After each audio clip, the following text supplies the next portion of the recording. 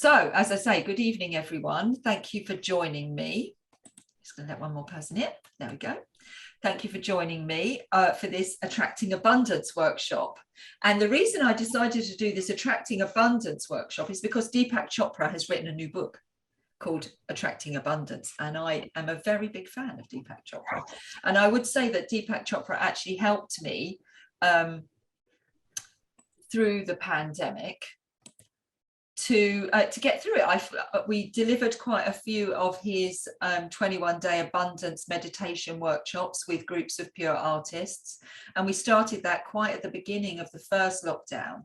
And yeah, I'd say he became kind of like lockdown buddy, old Deepak. So when I saw he was doing a new book on attracting abundance, I was like, yes, great, I think we'll do a workshop on that, but focus it on how artists can kickstart their art business.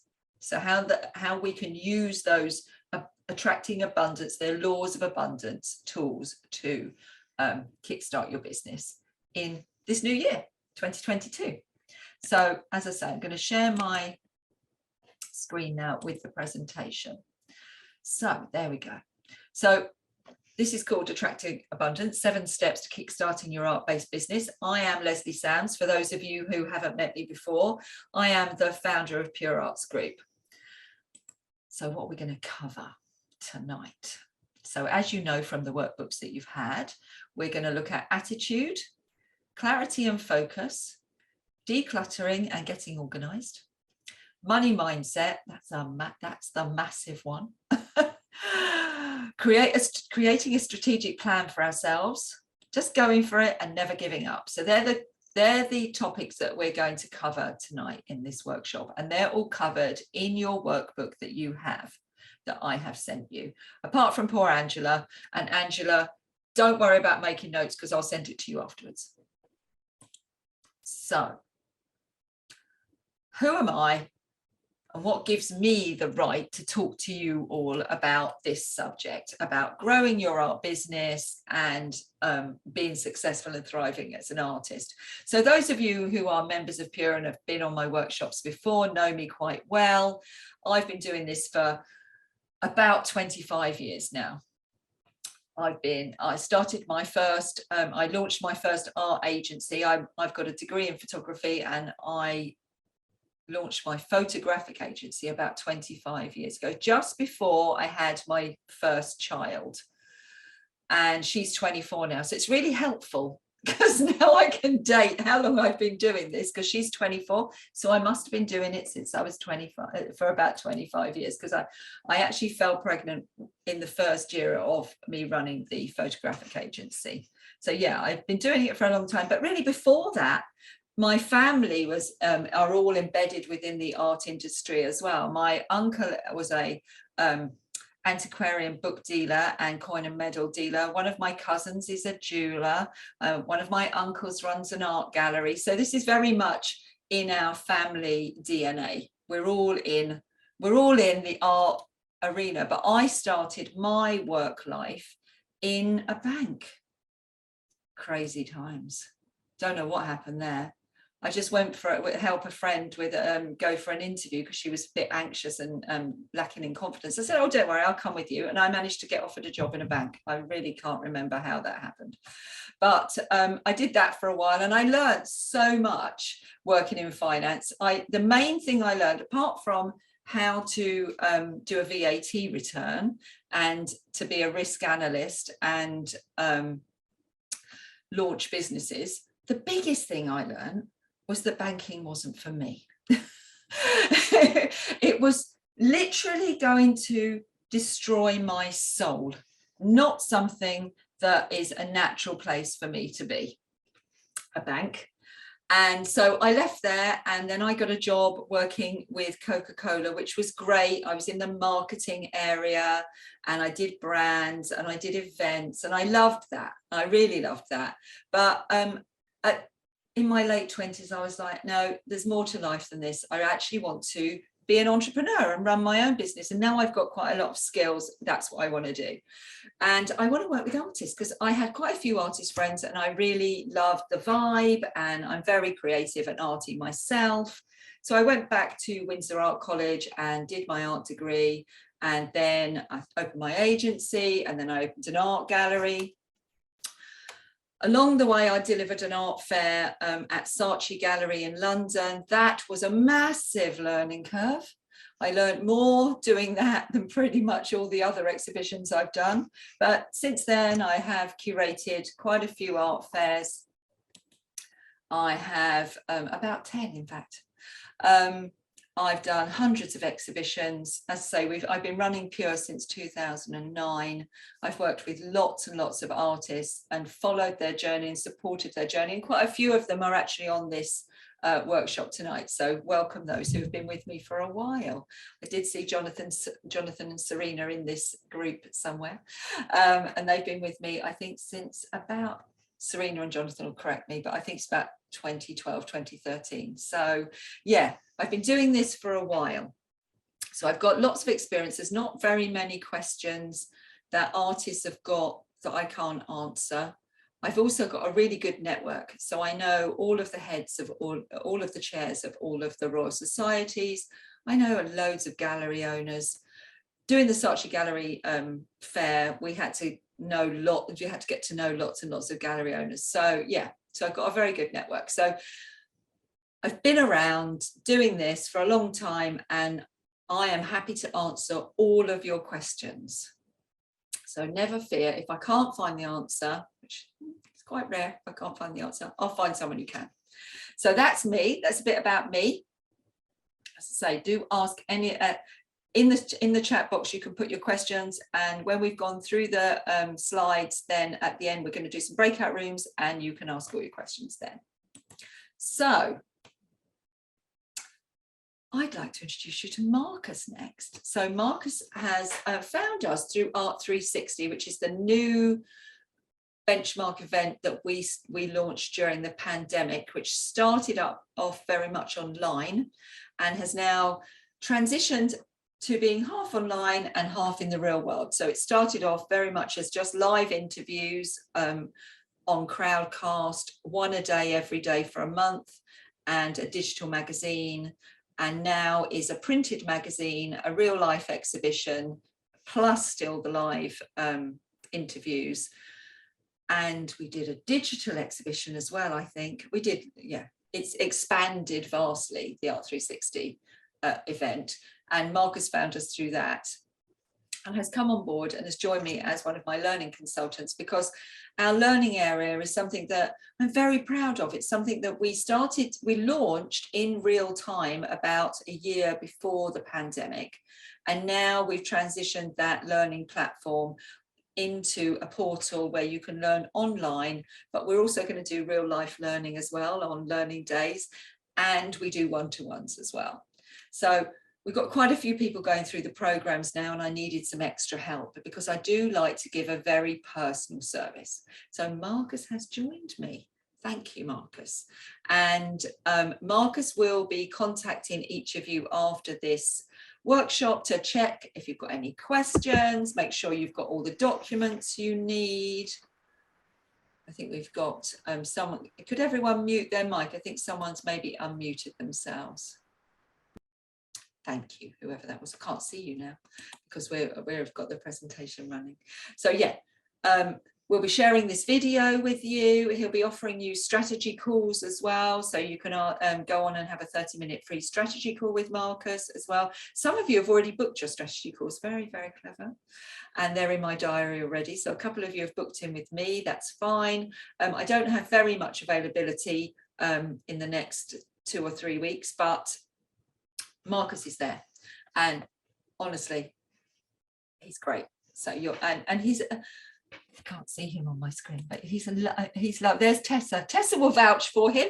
Tessa is his wife. He's lovely. There he is. There's Marcus at the top of the screen there. Wave for everyone, Marcus. Give us a wave. There we go. So Marcus will be in touch with you afterwards. And at the end of this presentation, you've also got Marcus's contact details. So I'll cover that when we get to the end. So without further ado, oh no, I've gone one step too far. Come back, come back. The spiritual laws of success. So what's this all about?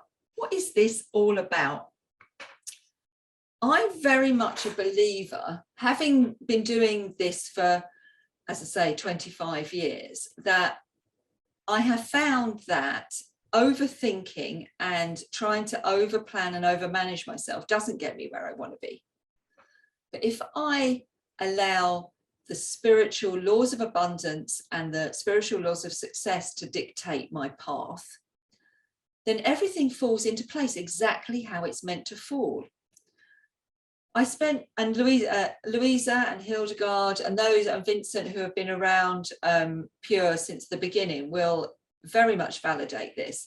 In the early days, I would work myself to the bone because I wanted to do the best job I possibly could. Now that hasn't changed. I still want to do the best job I possibly can, but I would work till 2 or 3 in the morning. I would work every weekend. I would literally exhaust myself, really putting myself under such enormous pressure to deliver everything in what I perceived as perfectly. Because I thought that was how you had to do it.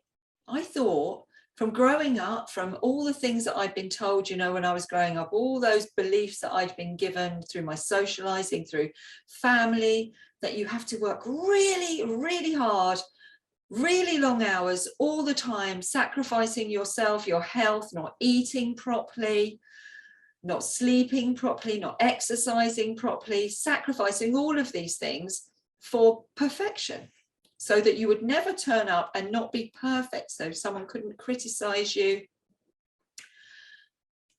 And what happened in that manifestation of me was that every 2 years or so, I was really, really unwell. And I was so unwell that I couldn't actually do anything for anyone. I couldn't do anything for myself, and I couldn't do anything for anyone else either. So my idea of perfection actually led me to not being able to do the thing that I most wanted to do, which was help as many people as possible, as many artists as possible, be successful. Because for large episodes of time, I was ill. I was in hospital. I wasn't able to function because I literally ground myself into nothingness. I had kidney failure at one point. I had pneumonia.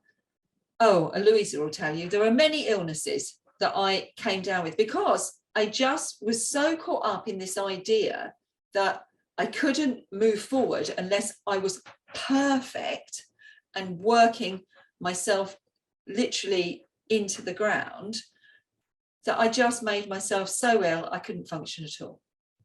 And I knew that something had to change. And that's when I found meditation. And that's when I found Deepak Chopra. And bringing in the teachings of Deepak Chopra and the other guru, Brené Brown, who I've included in your workbook for you to listen to and look at later. By spending time reading about their thoughts and their research and their approach to life, I completely changed my perspective on how to run my life, and definitely bringing in these laws of abundance and the spiritual laws of success was one of the biggest things I did. That and meditation. And I meditate every single day now. I eat properly. I sleep properly. I don't wait for perfection. I just get on and do it now. I just show up and get on and do it. And then I just trust in these things on the screen. So I don't judge others. If they turn up in the way they do, that's how they needed to turn up right that moment. None of us know what's going on in other people's lives. We don't judge. I practice gratitude. I am grateful for everything. I'm grateful for every learning. I'm grateful for every failure, because I learned so much every time I just show up. I had a terrible fear of failure. That's why I wanted to be perfect. And I didn't want to arrive anywhere unless I had literally done everything to make sure that perfection was the only option. And I think some of that came from being a risk analyst in the bank. So as I say, good job I left there. Good job I left there. It was bad for me. Because I think that being a risk analyst did reinforce that need to be perfect. Accept yourself as human, accept others. Be accepting. The law of karma. It's okay. Acceptance. Accept that you've done the best you can at that moment. Bring positivity. Now, there's a lot of talk about this. Positivity journals, being positive, always looking on the bright side. What you have to be careful of is that you don't go into toxic positivity, I found.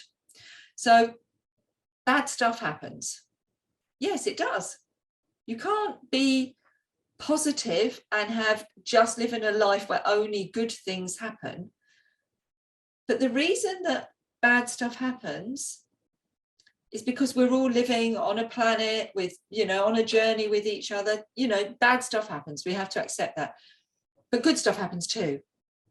And if something bad is happening, you can absolutely rest assured that it's not going to happen. It's not going to go on forever. Most of the time, we're just living in content like normal.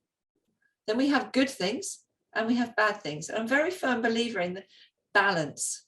So we have to experience all of these things in a balance. And when bad things happen to me, I just accept them and I just experience what I'm meant to experience with them.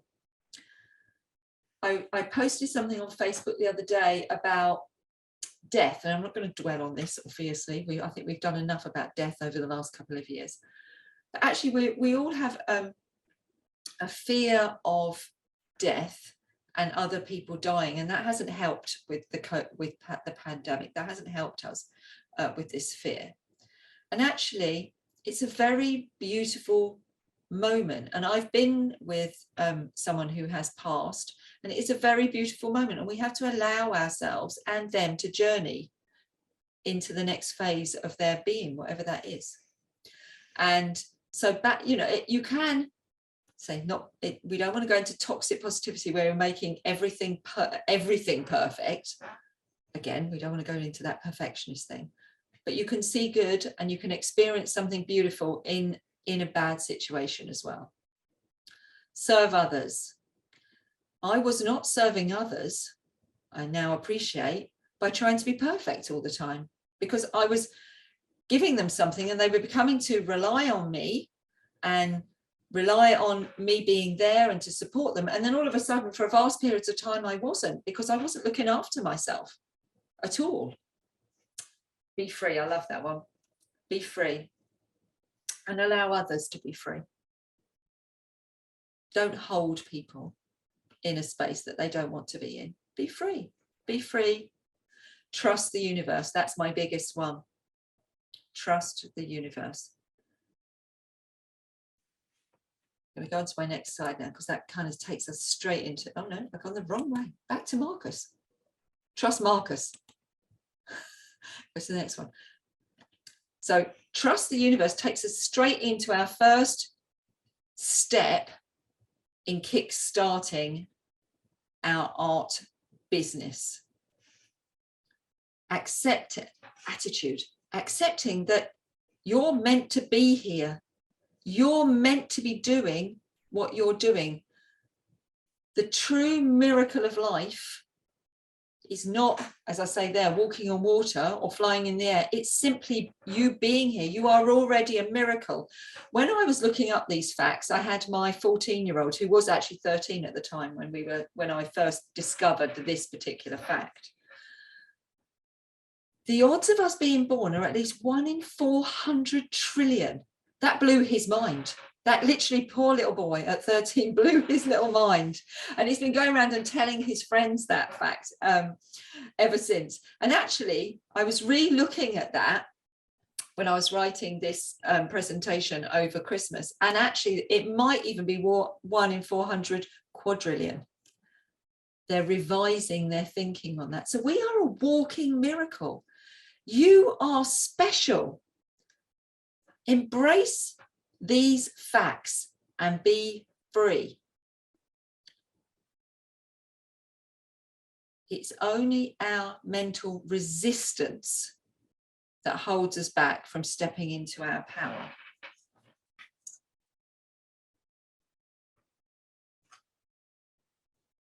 We need to take ownership for ourselves, as I say in the, these are your notes in your booklet. Ownership for ourselves. Don't blame others. Don't expect others to do it for you. Just embrace the fact that you are special and be free. Let go and just go for it. Just do what you're doing. Just go for it. So how do we do this? How do we change our mindset so our attitude is fully accepting and embracing of the fact that we are special? We are here for a reason. First of all, embrace a growth mindset. So that is always looking for positives. And as I say, we have to I keep reiterating, not toxic. I'm not talking about toxic positivity, but keep looking for the positive. Stay positive, stay as positive as you can. And because that will keep you as free as you can. And as I say in the book, you won't last one day as an artist unless you're able to stay positive in the face of repeated rejection and failure, because the whole system of our art world is set up where you're constantly putting yourself forward for open calls and competitions, like Ollie, on TV, for commissions, for funding to Arts Council. And we have to be prepared that sometimes people will say, no, it's okay. That wasn't our moment. That wasn't our moment. You're okay. You can let that go. That was someone else's moment. Just keep going. Just keep trying. And we're going to come on to that. I think if anyone was listening to my talk with Jamie McKinley on last Tuesday, I've always got to think about Tuesdays. Last Tuesday, we were saying about the get yourself 100 no's, the 100 no jar, because it's impossible to get 100 no's. If you just keep going for the no, eventually you're going to get a yes, but you have to be resilient. You have to be resilient to that you're going to have to keep going and not let it stop you. So be free to keep going. Practice gratitude. I keep a gratitude journal by the side of my bed. You don't need to spend hours at it. You don't need to turn into Anne Frank and keep a diary. You can just do it for like 1 or 2 minutes in the morning and 1 or 2 minutes in the evening. Those of you who are doing the Foundation Grow Your Art Business program, there is in the mindset module, there is a journal in there, a gratitude journal that you will be able to download. So, and that gives you a guide on how to do it. But it's just in the morning and in the evening. In the morning, you set your intentions, you say what you're looking forward to. So I have, I think, 3 questions. It's like, what am I looking forward to? What are my expectations for the day? What am I grateful for? And then the evening, you look back and you say, what particular moment in the day made me happy? What was I most grateful for? Just 3 questions. Come up with them for yourself that are 1 looking forward, so set your intentions, and 1 looking back. And do that every day. And the reason that I do it every day is because that has trained my brain to look for good things. My brain is now constantly all day looking, because it knows it's going to be asked in the evening to look back and say what it was happy about, name 1 thing that I enjoyed during the day. So now I've got into the habit of that. So my brain is taking instruction from me and is looking for the good things in life. Tune into your positive energy through meditation. Now, when I say meditation, a lot of people go, I can't meditate. It's a bit like I can't draw. So when you say, just draw every day, they go, I can't draw. Well, we can, if you can hold a pencil, and I appreciate there might be the odd person who can't, if you've got a disability or you haven't lost a hand or something, then yes, that would be a limitation, but people draw with their feet as well. Everybody, if you can hold a pencil by any means, hand or foot or in your mouth, You can draw, because drawing is just literally making a mark on a piece of paper. That's mark making. You have started to draw. And the same goes with meditation. Meditation is breathing. So if you are alive, you are breathing, you can meditate. And all it is taking yourself into I make like a little cocoon quietly. When it's quiet, I'll either go to my own room or I'll do it when there's no one in the house.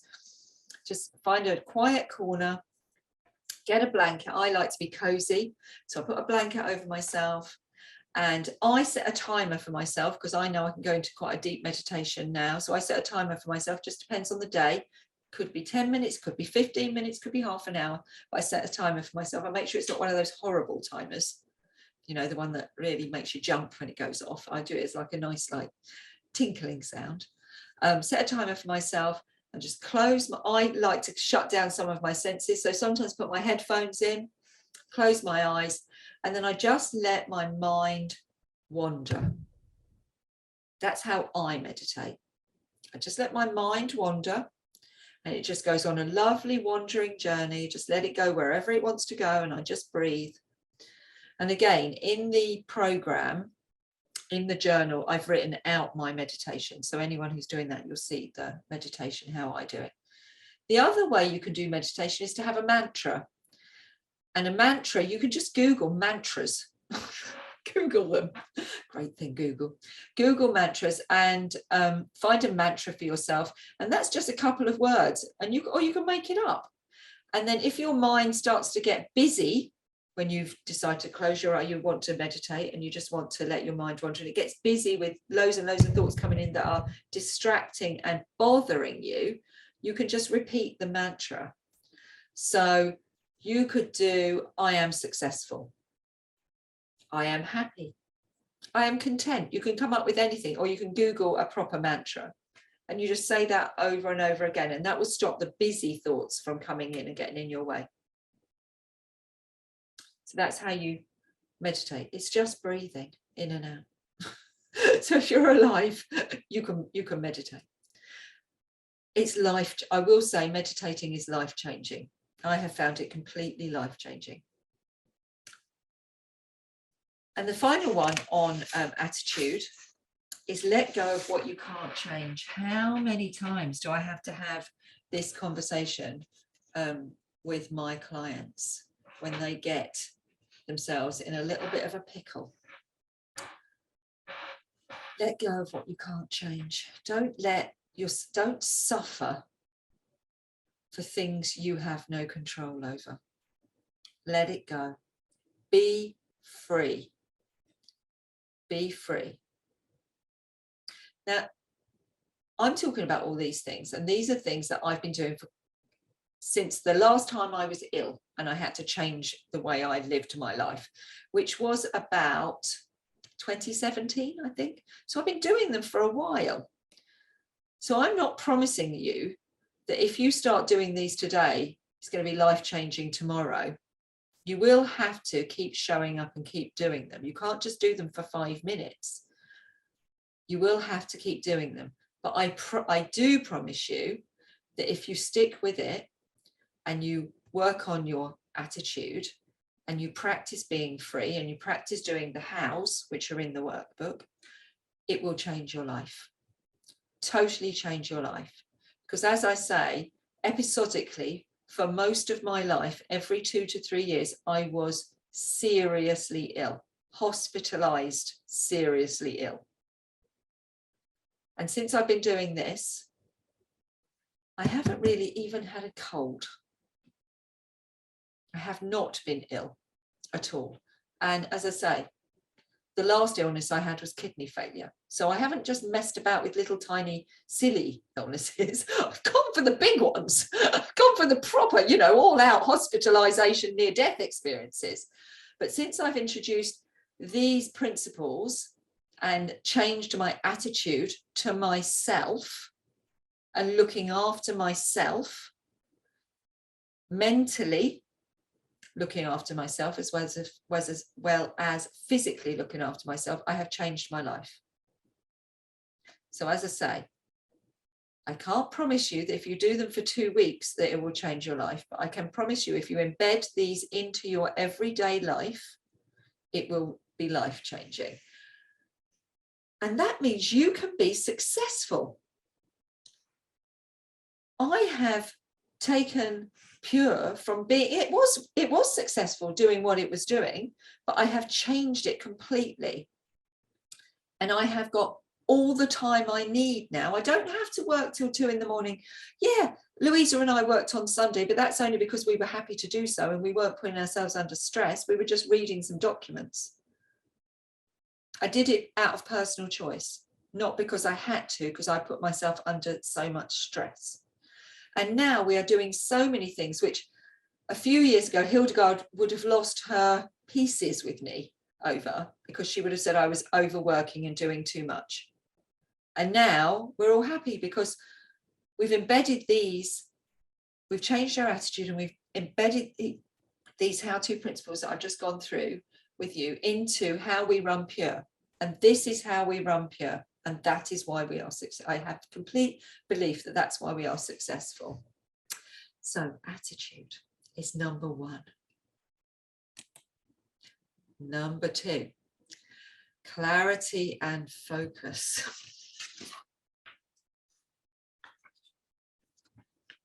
You are not going to get there if you do not have clarity, because your brain will not know where you want to go. Again, from personal experience, while I was in my perfectionist muddle of overworking and trying to do everything perfect, I didn't leave myself enough time to have clarity and be strategic about where I wanted to go.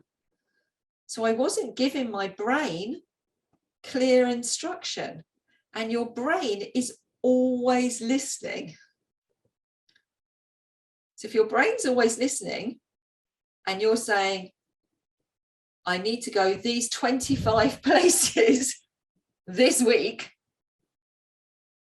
it just picks one of them for you and it will just put its focus on that. Now, what if one of them, the one it picked, it's a bit like social media. Your brain's a bit like social media.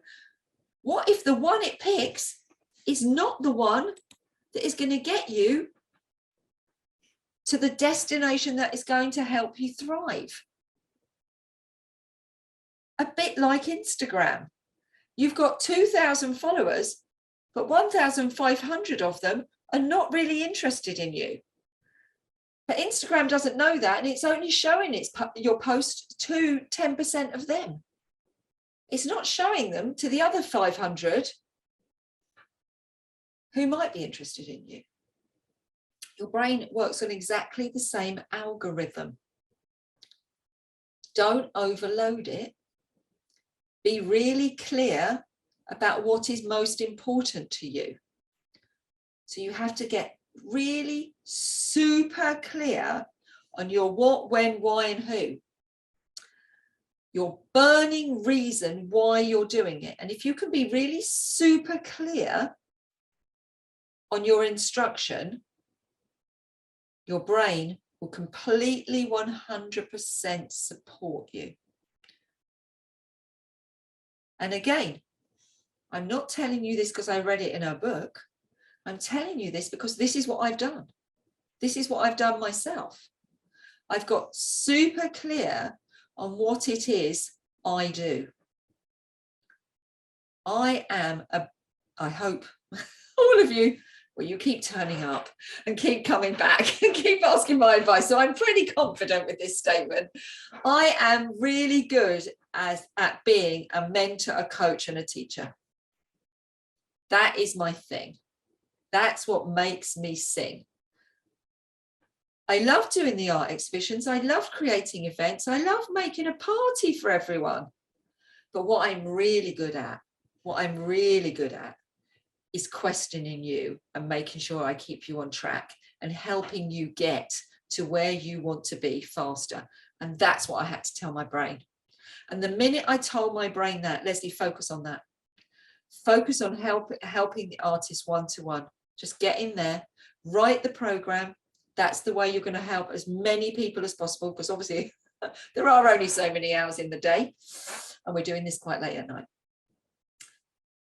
Once I got super clear on that, everything fell into place. I could not believe it. It was like a concertina of everything kind of just like dominoes, just like tipping. And I was like, I can't believe this is just, oh, the minute I just said, that's what I want to do. I just want to write everything down and take them on this journey and help them get with it. I'm going to stop with all the partying, all the private viewing, all the hundreds of spending 6 months putting up an art fair. Going to stop all that. And we stopped all that we did the last one in 2019. We said, that's it, we're not doing anymore, we're going to concentrate on teaching. And the minute we did that, the whole thing transformed. So I can't promise you, if you get super clear, your dominoes will go down next week, but they will go down. It will happen, but you have to stay focused. You can't go off on tangents. You can't suddenly go, yeah, I'm doing that, but I'm gonna, Armet and I think Armet and Valerie are on here. Somewhere, they're somewhere in here. I was talking to them the other day, and we were talking about clarity and focus and how to get Armet's career going the right way. And then Valerie said to me, I'm sure she won't mind me saying, because I said to her, I'm going to constantly say this to her every time she goes chasing a shiny object. They started making dog beds. And all of a sudden they took their focus off of getting the art out there and started making dog beds. And then they couldn't understand, well, they did obviously completely understand, because they came to me, why they weren't getting where they wanted to be. Because shiny objects, other things come along and distract you. The other thing that distracts you is your own thoughts. You're not good enough. You're not meant to be doing this. You should get a proper job. I mean, that's not helped by the government, is it? Or advertising. When we get silly adverts, again, like Jamie was saying about Fatima going, art's not a proper job. Go and get a real job. Of course, it's a proper job. I've got lots of artists earning a really good living and paying their mortgage and paying for their food bills and going on holidays from being a full-time artist. Of course, it's a real job. But unfortunately, we grew up in an era when too many times we were told that's not a proper job, because we were brought up in the industrialization model, which is still going on now, even though we're in the tech revolution. We were brought up to be told you go and get a job and someone pays you. Actually, no. The great thing about the pandemic that's changed the game significantly is entrepreneurism is completely accepted. You are all solo entrepreneurs and you can all do this. Now, some of you may not want to do this for money. Some of you might want to do it and get funding from the Arts Council for projects. Some of you might want to do collaborations. That's absolutely fine. Life is not a competition, as I say there. There is plenty out there for everyone. Do it your way. But if you want to make money, you totally can. You totally can. And I see it, and I've got lots of artists who are doing it, who are making money from selling their art. So you can run it as a business, absolutely 100%, if that's what you want to do. You don't have to, but you can. You can run it as an artist who is being funded, and you can go to Arts Council for project grants, and you can go to Arts Council for develop your own creative practice grants, and that's perfectly fine as well. To do that, you will have to write a proposal. That is effectively like writing a business plan. So if you can do a proposal and you're doing that because you don't think you can write a business plan, you can. Because what the Arts Council asked you to do is on a par with writing a business plan. And I know, because I've done it plenty of times, I've just, myself and two colleagues have just received a project grant to work on a project with some homeless people in, it's called Seaview Project in Hastings. And I'm really looking forward to that. I'm just doing the evaluation. I am not being distracted. I promise you, people, I'm not being distracted to go off after a shiny object. They asked me to do the evaluation, and it's something that's particularly close to my heart, so I wanted to do it. But having gone through the process with them and helped them with the bid writing, it's like writing a business plan. So if you are using the going for funding as a reason not to be a business because you don't think you can, you can. You definitely can. And you'll also know someone who can help you.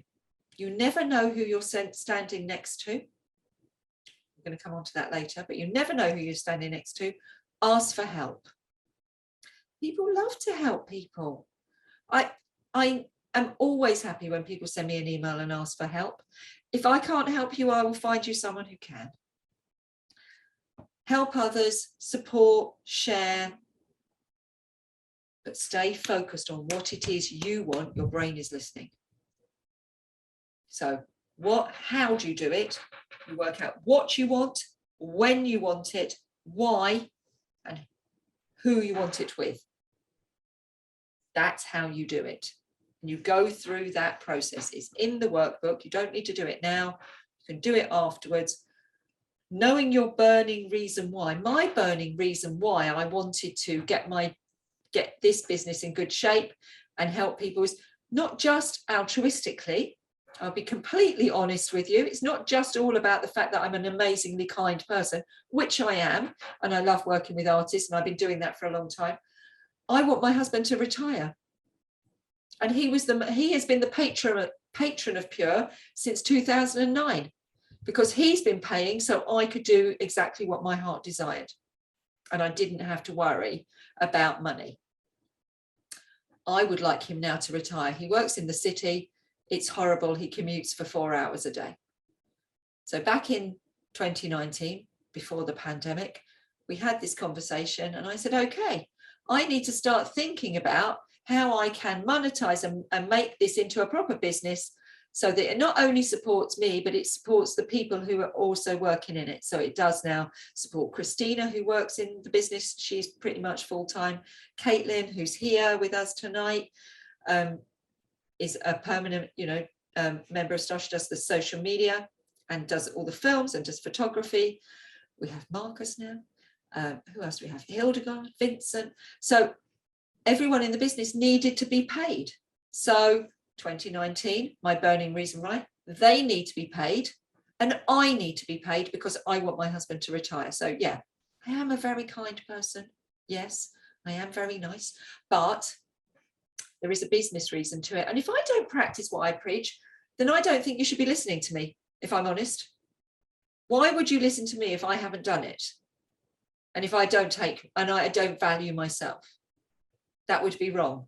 I would be disingenuous to sit here and say, oh, I don't pay myself, but you should definitely charge the right prices. That would be wrong. So no, I don't do that. So clarity and focus. And you've got your how-tos in the workbook. I do love the brutally honest advice from Steve Jobs. Do watch that video. It's very good. And we're going to actually put that into the program and replace one of the other videos. And what I would also say to you is on this one is we've got thousands and thousands of hours of artist and professional business people interviews on our YouTube channel, Pure Live. I don't do those interviews. Well, I do. I really do enjoy them. I do them for the good of my heart. I do enjoy them. But I also do them for a reason. I do them for a reason so that you can go and watch them and you can listen to all these other people who have done these things and get their advice. They are sharing pure gold with you. Subscribe to the YouTube channel and watch some of them. I'd say pick one a week. Don't try and watch them all in one go. It's never going to work. You're going to overwhelm yourself. But don't ever overwhelm yourself. But one a week.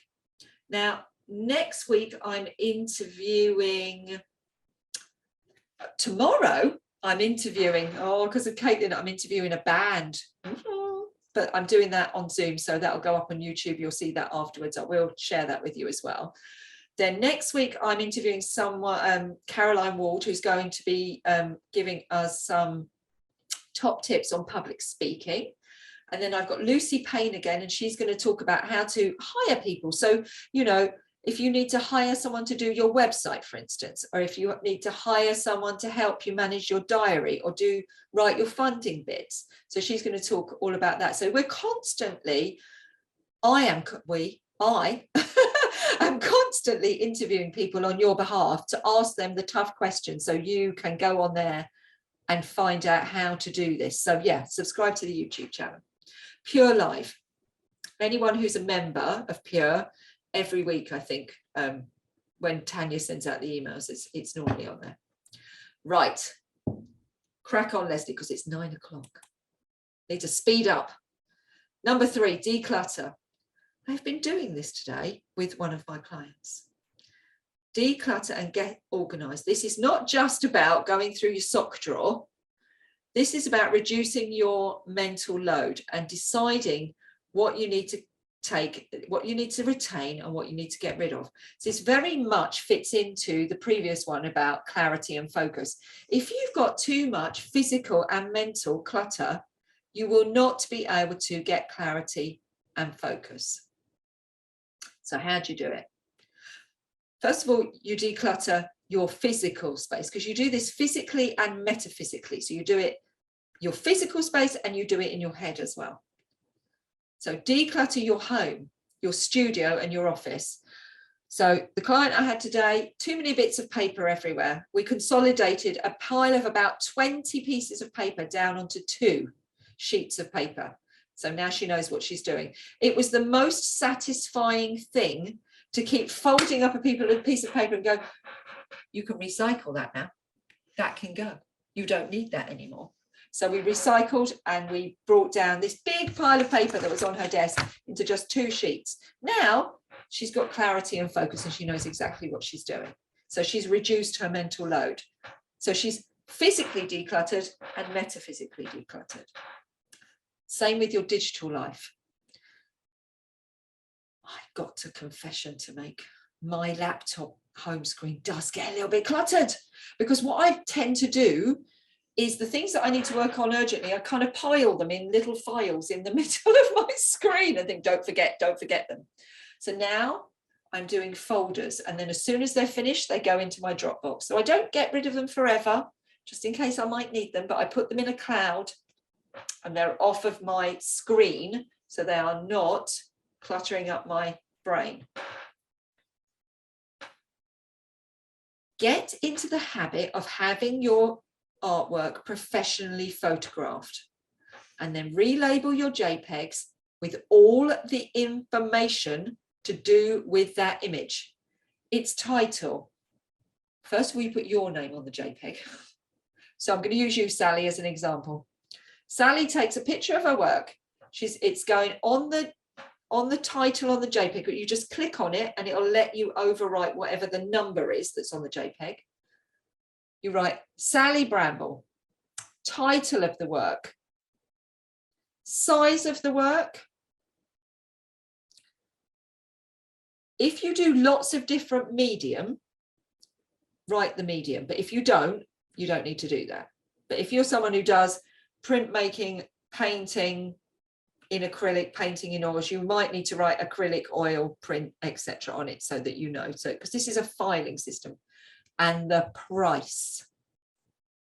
So every JPEG you pull up, if you send it to someone, all of that information is in the JPEG. Now, that's not only good for reducing your mental load, that's also good for reducing my mental load and anyone you send it to, because at least all the information is in one place. And anyone who you're sending images to, if it's a curator, someone's doing an exhibition for you, or you're sending it to an open competition, they're going to love you because everything is in that JPEG. So they know exactly who it belongs to and what it is. I can't tell you the amount of JPEGs that get sent to me randomly with the number 47 TZQH. I have, after a week, I haven't got a clue who that's from. It's absolutely useless to me. I have to put it in the junk file because I receive so many JPEGs that I can't file it. I don't know what it is. It's gone. Now that's not great, is it? Because you've taken the trouble to send that to me. So if you're taking the trouble to have your work photographed, which you should be professionally photographed, because if you're going to grow your art business, you need to have your work professionally photographed. So when you send it in to a curator for an exhibition or to an open call, it has the absolute best chance of being selected because it looks in the best shape it can. You've taken the trouble to do all that, and then you haven't renamed your JPEG. And so in the 1,000 that I receive, that one just gets lost. And then that's it. All your effort's gone to waste. So a good habit to get into. Ensure your website is the best it can be. Always keep it up to date. Your website now, especially now after COVID, prior to COVID, we would be talking to artists and we say, it's not essential to have a website. So 2018, 2019, we would say, no, it's not essential to have a website. Wait and see which way your career goes. If you're going to be a self-represented artist going to sell your work yourself, yes, you need one. But if you're going to be an artist that essentially is pretty much looked after by a gallery, you probably don't need one because you'll be on their website and they won't be very happy with you having a website. Now, COVID changed the game. You need to have a professional presence on digital because you are going to be approaching anyone pretty much now through a digital means. And so they need to know they can trust you. So they want to see a professional presence. And that's how you can charge the right price for your work because you have a professional profile and keep it up to date. If you've got a CV on there, make sure you keep your CV up to date. There's nothing worse than me going onto a website for an artist and looking at it and their CV is 3 years out of date. I just think they're not paying attention. So if they're not paying attention to that, what else aren't they paying attention to? So keep it up to date. Find systems to improve your efficiency for repetitive tasks. So again, I'm not saying this because I haven't learned this myself. Prior to COVID, if I had private clients, I would book them into get my phone, book them in on my phone. I'd send them an email. I had about a 50% show up rate, if I'm honest. I'd get people 2 days later going, oh, I'm so sorry, completely forgot. It's so frustrating because that's my time. That's my time. And it felt really disrespectful. I'd be sitting there waiting and the person wouldn't turn up. And now this was in the real world. This was before I knew how to use Zoom and anything. The first thing I did when the pandemic happened was I set myself up on Zoom and I set myself up with this system that I pay for every month called Coach Vantage. Now, anyone who works with me, you'll all know Coach Vantage. And every time I book, I put you in my diary, but then I put you into my Coach Vantage calendar, and that's it. Coach Vantage manages it from that minute on. So I put it in there. It sends the booking with, if it's a Zoom, with the Zoom link. It does all that. I don't even have to go into Zoom. It does it for me. It sends a reminder about a week before. It sends a reminder a day before. It sends a reminder an hour before. I don't have anything to do with any of this. I have 100% show up rate. And that system cost me £32 a month. So find systems, because they'll be out there, that improve your efficiency for things you have to do over and over again.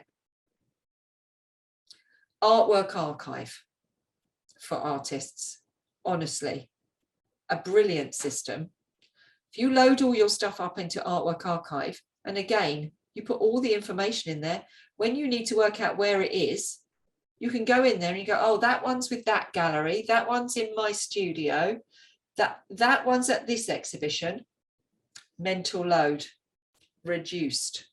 Suddenly you've got time to do all these other lovely things like go shopping, have coffee with your friends, because you're not got all this, horribleness of like, I can't find it. I'm looking through my studio for 15 hours. I know I put it somewhere. Did I leave it with that gallery?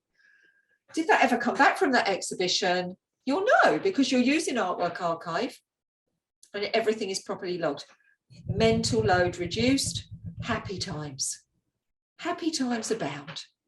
So Artwork Archive is a great one for artists, but any repetitive tasks. There'll be an automated system there, I can assure you. And consider your legacy. I know this sounds really, it's twice I've talked about death, isn't it? Sorry. I'm not morbid. Hello, Julianne. I'm watching. I'm not morbid, I promise. But you have to consider your legacy. What do you want people to know about you and remember about you when you're no longer here? So declutter, get rid of stuff you don't want to be there. I feel very sorry for Lee Miller, because I'm sure she didn't want some of the things that are on exhibition that she left in the attic being shown to all of us. But it's too late now because you didn't declutter. So take a strong steer from that. You just never know what it is that's going to be on show when you're not here. So if you've got like lots of work in a desk somewhere that you don't want to be there and shown by your family after you're not here, make sure that you do it, make it a habit. And then you'll reduce all that emotional baggage and then you just allow life to flow. And that's what this is all about, with ease and grace. It'll just all flow with ease and grace. How wonderful is that? And as I say, I'm not saying this because I read it in a book. I'm saying this because this is what I experience. I can take a day off and go out with my friends. I would never have done that before I started implementing all of this. I never would have done it, because I would have been terrified that I would have let a ball drop or something terrible would have happened and I would have forgotten something. No.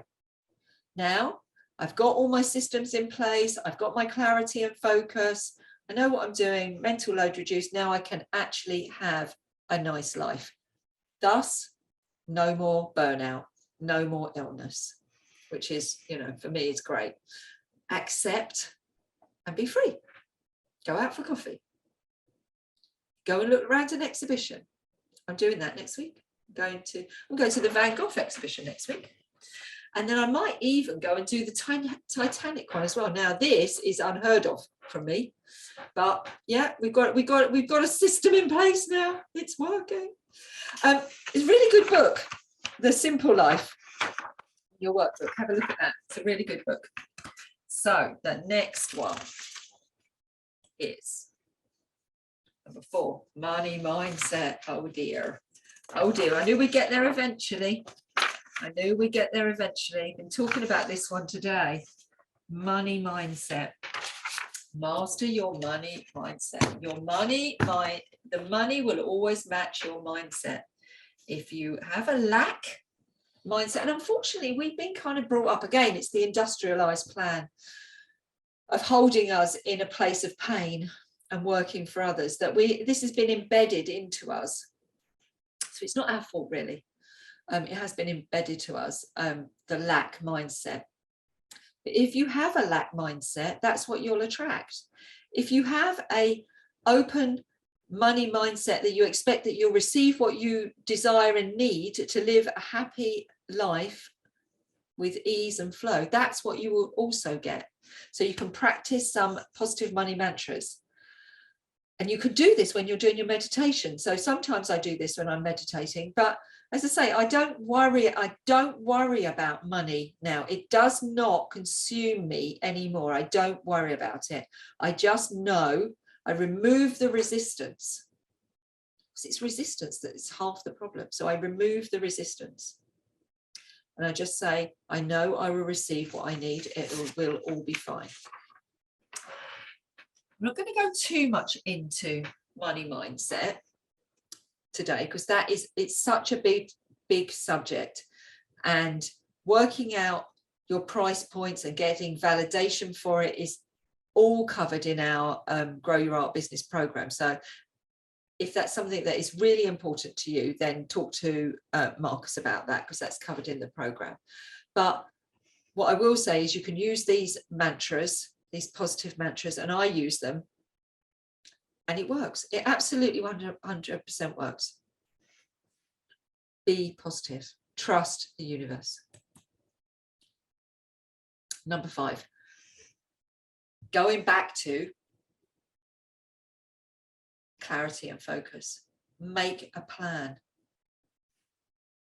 The great thing about human beings is that we have an imagination. So we can imagine the future that we want. We're not tied to someone else's idea of what our future looks like. We can imagine it ourselves. So while you're doing your meditation and you're letting your mind wander, imagine what it is you want. The future is completely open to you. And that's what I did. That's what I did at the beginning of the pandemic, when I was like, oh, well, this wasn't exactly the word I said, but heavens, goodness gracious, or words to that effect. I said, what's going to happen now? Because I'd set up a system of in real life teaching that I was really thoroughly enjoying. I can't lie, I was really loving it. I was going out, I was meeting artists in person, I was teaching in person, I was teaching 16 to 18-year-olds, but I was loving it. And then we had the pandemic, which completely switched that on its head. And I just didn't know what was going to happen. And then I just meditated and I imagined what would be the perfect outcome. And that's where Art 360 came from. Art 360, the event Art 360, came out of my imagination. I was like, well, I just want to stay connected. I want to stay connected with everyone, and I want to stay connected with all the members of Pure, and I want to keep all of them, you know, in high spirits and still feeling optimistic and positive. And I just imagined what that could look like. And Art 360 was the outcome. So I imagined something that didn't exist. And then I made it. And failure to plan for yourself leaves a void open for others to plan for you. So it's much better to do the work and make the plan yourself than leave that open for others to fill the space, because they will. How many times have you heard people, I've heard people say this, saying they changed their job, or they were working in one job, which was, let's say, like my husband, you know, working in London, and then suddenly they change their job and they're doing a job that is less hours, or they don't have as much traveling. And they say, I don't know where I found the time to do that, because all of a sudden, all the time that's been released from the change is filled by something else. So voids get filled. So if you don't want a void to be filled by the ideas of somebody else, make your own plan. Be the master of your own ship. Set your own course. Then you can relax and enjoy the journey. And that is the most important thing, isn't it? Because this is it. This is life. We're living it. You want to be able to enjoy the journey. Enjoy the experience. Get on that train. Be the passenger on your own train and really enjoy it. Distress and anxiety comes from having other people in control. And that's what I felt right at the beginning of the pandemic. I felt someone else was in control of this. Now, let go of what you can't control. I couldn't control a pandemic. I'm good, but I'm not that good. I would have liked to give it a try. I may have done a better job. But that said, I let go of that one. I can't control the pandemic, but I can control my response to my life within it. So let go of what you can't control, take action, and be the master of your own ship on the thing you can control. Confidence comes from taking action. Now, you've all heard me say this a million times. Confidence doesn't come before action. Confidence comes after action. So I was not confident at all doing live interviews. So I imagined this dream of doing all these live interviews. I was not confident to do that. But now I've done thousands and thousands of hours of it, I'm completely confident with it. And last week when we had all that debacle with Jamie's tech, and it kept going on and off and it kept disappearing, I wasn't phased, I wasn't anxious, I wasn't worried. It was fine. If that had happened to me in week 2 of the pandemic, when I'd done 3 interviews, I probably would have had a small mental breakdown because I wasn't confident at that point. But I am confident now. But you can't go, I'm not confident, so I'm not going to do it, because you'll never become confident. So dream big, be brave, in the words of Brené Brown, love her. Be vulnerable, be prepared to fail, because that's when you'll learn. Dream something amazing for yourself. Be the master of your own ship, and then just start taking action. Make the plan and start taking action. And as you do it, you will become confident. Now, confidence isn't total. So just because I'm now confident at doing interviews, and I'm now confident at delivering workshops online like this, doesn't mean if you said to me, Leslie, I want you to go and do a climbing wall or a zip wire over, I don't know, blue water, I wouldn't be confident. I would not be this person that you see in front of you. I'd be terrified.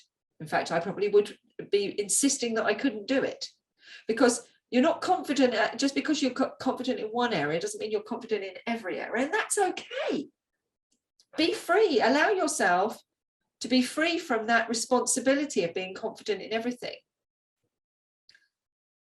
Be confident in the things you need to be confident in, and if you're not, but they're important to you, and you need to become confident in them to deliver your dream, start taking action. Take tiny little steps. Tiny little steps. Don't overwhelm yourself, because then you'll delay yourself in getting where you, and again, as I say, I've seen myself do this repeatedly with things. I was asked to teach. I said, I'm not a teacher. I can't teach. Yes, you can. Someone else was confident I could do it, but I wasn't confident I could do it. I said, you know what? I'm not going to say I'll come and turn up every week. I'll just turn up once and I'll have a go. And I did it, and it was all right. I didn't die. I'm still here. I felt quite flushed afterwards. Can't lie. It's a bit exhausted. Did feel the urge for a gin and tonic. Managed to resist it. Had a coffee instead. In a school setting, probably asking for a gin and tonic wouldn't have been good. The next week they said, would you come back? I was like, okay. But could I have less people? No, still 40 odd kids. Had another go. Every week, yeah, there were some car crashes. I can't lie. In that first 6 months, there was the odd one where actually I did, which was a terrible mess. But I didn't beat myself up about it. I wasn't in control of that. Some of the kids behaved badly. Something went wrong. The tech didn't work. The next week, I just showed up again and had another go. Tiny little steps. I'm still not going to call myself a teacher. I'm just someone who's turning up and training. I just said I'm training. I'm training myself. So try and look at these things in small bite-sized pieces that are doable, and eventually you will get to where you want to be. But you have to have a plan. You have to have a plan. Because otherwise, back to clarity and focus, you'll just be wandering all over. It'd be a dog bed scenario. You'll be like, oh, should I bake cakes this week? That's not going to get you into being a successful artist with ease and flow, because you're not actually working towards your outcome. You've got distracted. So make a plan. Go for it. In the immortal words of Brené Brown, because I do love her, daring is not saying I'm willing to risk failure. Daring is saying, I know I will eventually fail and I'm still all in. And that's what I did with the school situation. I knew at some point I was going to fail, and I did. And do you know what I learned from that? I learned from that you can overplan as well. So I'd gone back into my perfectionist mode with the school thing, and I was literally writing myself scripts. Not a good idea. Not with 40 odd 16 to 18-year-olds. Really bad idea. Really bad idea. But I realized I'd gone back into my comfort behavior of over planning and trying to be perfect, and they weren't getting the best out of me. So after a few failures at that, I was like, what is going wrong here? And did a bit of meditating, kind to myself, back to be free, back to the laws of success, be kind to myself. What's going wrong? Trust the universe, listen. I'm over planning again, aren't I? Okay, so the next time I just turned up without a script, picked a subject that I knew really well and just started talking and listened to what they had to say and responded to their questions. It was the best one I'd done. Risking failure is exciting. So I risked failure. I went in there with no script, no plan, just a title. That holds pure potentiality. That's it. That's where it lies. That's where it is. You go for it. You dream it, get clarity, start turning up, growing confidence. Once you've grown enough confidence that you can let go and risk failure, that's when you hit it. That's when you hit the really fast forward button. And that's when everything starts to flow. And that's so exciting. It's so exciting. Even today, like I was like, right, I could have just turned up and delivered this to you. I was like, no, that's over planning perfectionism again. Just put a few slides up,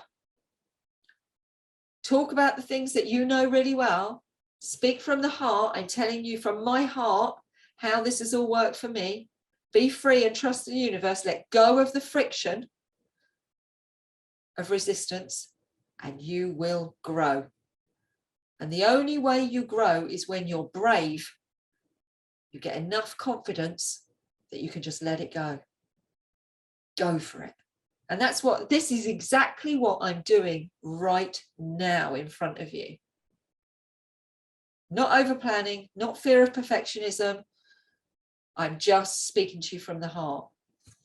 You've got all the notes. You've got every thought that comes into my head over Christmas in this. You don't need me to talk that through with you. I'm just telling you what's happened for me in my personal experience. And that's when everything starts to flow. Previous years, I wouldn't have taken time off over Christmas because I would have been terrified that the business would have stalled. And I got people who are like looking into me, who are responsible for me. I was like, no, it's going to be fine. I'm completely fine. And it has been. It's been completely fine. Let go of the resistance. Be brave. Risk failure. And you will grow. And that is pure potentiality. And when you hit that, that's when you grow with ease and grace. That's what you're going for. So follow the steps. As I say, not going to happen overnight. You have to keep showing up. Oh, there might be another slide. Never give up. Never give up. Remember, you are a walking miracle. You expand the experience of the incident or action that you're giving to your attention to. Dream big. Give your dream your full attention. Find your tribe, which is exactly what we've done. We've gathered our tribe around us gradually through the pandemic, growing slowly, slowly, slowly, because isolation is the killer of dreams. Find a mentor or a coach to support you and hold you. I've done that. I've been through 3 so far. I've now found one that I really like and I'm working with, and it's working really well. You don't always find the right person the first time. I have clients who've been with me for ages, and then others who come 1 or 2 sessions. And then I say, oh, this person might be better for you. So you need to find a mentor or a coach to support you and hold you accountable, but you definitely need that in your life. And find your tribe. Find the people you can turn to, share online, turn up to, like when we do our members' days, etc., and chat and have time together. It's really important to have people around you, especially for artists who work in isolation, especially, you know, although I am on the other side, I'm on the business side of it, I couldn't do this without my team, without the people around me. I need the energy. I need the energy from those people. And you know, that's what we exchange. It's all an energy exchange. Never give up on your dreams. While there's breath inside you, keep going. Dream big, meditate on it.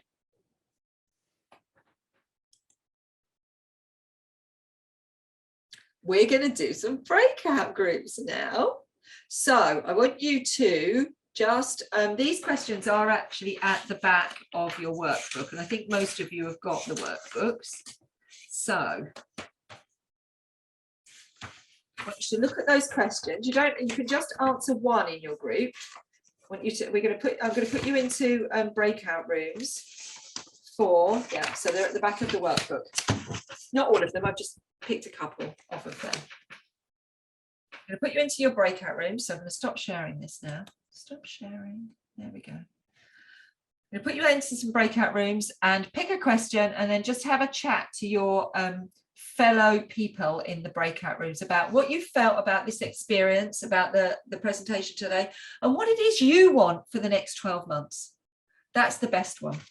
And what action you might need to take. So let me put you into, I'm going to assign you automatically, and I'm going to create 1, 2, 3, 4, 7, 8 breakout groups.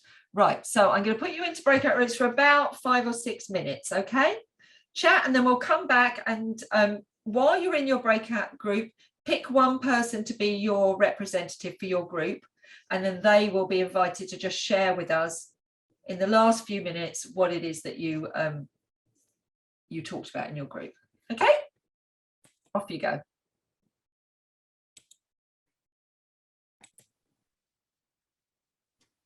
Brilliant. Welcome back, everyone. So I know you enjoy going out in the breakout rooms.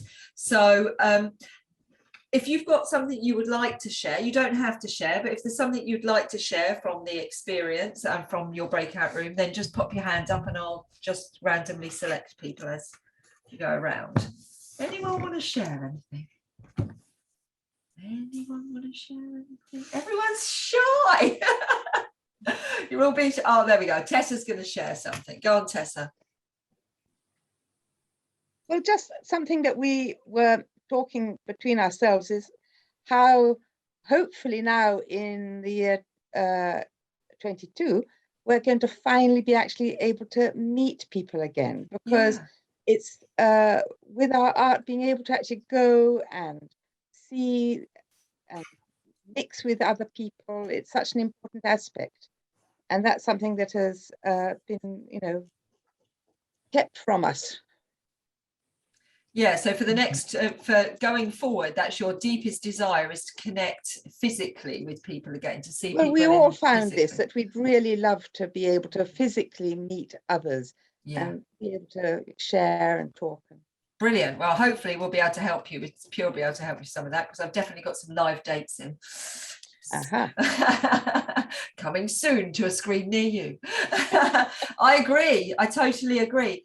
And I think the pandemic, from, obviously from the one aspect, has been terrible, and some people have really, suffered really badly. But, from other aspects, it has made us think differently, see things from a different perspective. And now what we need to do is take the best of that going forward and leave the rest of it behind. Be free. We ended our session on a very positive note, because everyone was agreeing that this year is going to be a heck of a lot better than that. Absolutely. It's going to be a great year. It's going to be a great year. Thank you. Positive note. Yeah. Anyone else would like to share anything? No, everyone else has been quite shy. Ollie? Oh, Ollie's going to go for it. You have to unmute yourself though. There he is. I was going to say, looking forward to the future. Obviously, you got some things you've mentioned earlier you're going to be doing. Yes. With shows wise. So I'm just kind of looking forward to hopefully having more shows that, having events that are more likely to be concert security that they are going to happen. You know what I mean? Because there's a lot of this up and down and that. So hopefully that's why I'm hopefully looking forward to things like that. Yeah. They nailed in a date's a date instead of the question marks all the time. I absolutely agree with you. I mean, I've sat down with the hotel yesterday, and I've put in all the dates, and I a lot of the stuff we're doing, we have already got a backup plan with it. It's already got outside elements to it. So we're already, as I say, you take the best of what we've experienced forward with you, don't you? So it's like not being always thinking around the edges of how can we make sure that does definitely happen. Yeah. Let's make sure we've got an outside element to it. Let's make sure Yeah. that we've thought about that as well, because I think for the next 12 months, let's be honest, it's still going to be a bit up and down. Yeah. But that said, you know, as long as you plan and think about it, then I'm pretty certain all of our stuff that we've planned in is not going to be changed now, which is well, one last bit, I'll just quickly, just while if anyone else wants to talk wise, but I was great to talk to Jonathan wise. I was quite, I feel like I need to do more of made me think that I need to do more networking with previous work, people who've bought your work, and build that up. And I don't think I'm very good at that, keeping that network going of people who bought from me in the past. We talked about that, didn't we, when you and I met? We talked about you making sure that you kept those relationships going with people who bought from you. You were in a group with Jonathan, were you? That is just the universe working, isn't it? Very nice. It was like, very, very handy. Literally, I didn't really get anything back. I got a lot out of it. That is there you are, people. And I rest my case. Trust the universe. It will give you what you need. And Ollie got in a group with Jonathan. That is unbelievable. I did not choose anything. I just left it as random. So I didn't even have a hand in that. Anyone else want to share anything? But I totally agree with you. I think, you know, Jonathan's going to go. You have to unmute, Jonathan. Yeah, I was just going to say it was good to talk to Ollie, that's all. And we should meet up. Definitely. Absolutely, definitely. I will make that my mission to make sure that happens. Okay, so let's just share the screen then and finish off, because it is getting late now. So we've done the breakout groups. So the last and final thing that it is really important to do to have success with and attract abundance and have success in life with ease and grace is to remember to celebrate and give yourself rewards. And Jonathan, you know, this is it's nodding his head. This is something I'm always saying. The most important thing you should do, and this is something big that I've learned, because it's something that I didn't do. I'd just be plowing on. I'd deliver that. I'd fall over. I'd burn myself out, make myself ill, pick myself up, get going again, and forget to do the reward bit. And it's really important because, as I've said all the way along here, your brain is listening. It's always listening. So think about how you're going to celebrate once you've stretched yourself, once you've been brave, once you've gone for it. What are you going to do? And just the small steps, celebrate each tiny small step. So I've just given you some ideas there. Share your story and encourage others. So that's what's just happened when Jonathan and Ollie have been chatting. Pay it forward. You can make a donation to charity. I did something today. So I was coming back from seeing clients and I stopped and got a coffee and I paid for two. So I just left the money for someone else who maybe couldn't afford a coffee. I said, I'll pay for two. Someone else comes and they can't afford one. Then I've paid for their coffee. Get together with friends and family. Now that is something that's a massive reward to us now. Getting together with our friends and family, not on Zoom, is a massive reward. Take a personal care day. And that's what the principle of the residency program that I've developed is all about. It's about ensuring that you understand that you have to care for yourself. So that's embedded into our residency program. Write down your feelings in a journal. And that's the other thing you can do is send a letter to your future self. And you can do that. Google that online. Send a letter to your future self. And it's a program online. That's one of those, find a program that can help you. Google send a letter to your future self. And I often get people to do this. And some of you will have already done it. And you write the letter to your future self. And then it automatically sends it back to you whenever you say the date. So if you say a year, it will send it back to you in a year, 2 years, etc. It's an amazing thing. It's a gift because you write that letter saying what your dreams and aspirations, or maybe celebrating the success that you've done. And then in a year's time, it comes back to you. And it's such an amazing gift when you get that letter back. So there's just some ideas of how you can celebrate. I'm sure you can come up with some more.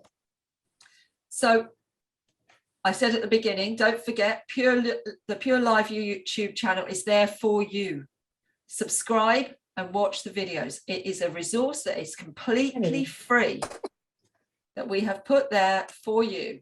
So you can watch the videos of other artists talking about their journeys, about their inspiration, about people giving you top tips on how to do your accounts, run your business, talk in public, strategy. There's every type of talk on there. So, and we say what they are underneath each one. So subscribe to that and just watch a few of them, one a week. As I say, it's completely free. Thank you. Thank you for giving me your evening. And if you're watching this on catch up, thank you for spending the time with us, even though you're not here in person. Thank you for spending the time with us and listening to what we have to say. This is all based on my personal lived experience of what I have been through and what I have been through with artists. It's not something I've taken out of a book. This is something that I have personally experienced. And I hope that by sharing it with all of you, I will give you confidence and courage to actually go for it yourself. Look at the workbook. I've created that workbook for you so you can go through it slowly. There's a how-to in every single section. How to develop a strategy, how to improve your money mindset, how to get clarity. I've given you the steps on how to do it. If I were to do that in a workshop with you, we'd be here for 3 days. So that's why you've got a workbook. Otherwise, we wouldn't be going to bed tonight. So go through the workbook. It's there. I spent a lot of time over Christmas creating that for you. If you're watching this on Catch Up, you will have downloaded the workbook and you can go through it. It's all there. It's all there. The 7 steps you need to take to get you where you want to be, kickstart your business with ease and grace and flow. So it's lovely and you have a lovely time doing it. You're enjoying the journey. I am not an advocate of burnout. Thank you very much. If you want to contact me, there are all my details. This is where we are. You can find us. We are located at Ballantyne Spa Hotel Hastings. They are our patrons. They support us. We have exhibitions there all the time. That's where the sculpture prize will be. That's where the residency is. If you need us, that's where you can find us. All of our social media is at Pure Arts Group. That's my email. Do feel free to email me if you've got any questions. Go on the website. The website is jam-packed with stuff. It'll have this on there. You will have found this if you're not here live. You will have found this on the website. That's my telephone number. Use that sparingly. Only in emergencies. But you can contact me if you need to. And then Marcus's details. So Marcus's, that's his website address, that's his email. He's also got a Pure email, but I've put his own email on there and his social media contact details. Marcus will be contacting you each by email afterwards. And but if you're watching this on catch up, obviously not. So you might need to email yourself Marcus yourself if you've got questions. Thank you all so much for joining me. I've had a lovely evening and I hope you've all enjoyed it. If there's anyone who's got any last questions, do feel free to put your hands up. If you're not, then I will say goodbye to you all. And as I say, Marcus will be in touch. And I look forward to seeing you. If you want to be a member of Pure, you'll be very welcome to join us. And yeah, see you all soon. Take care, everyone. Have a lovely evening.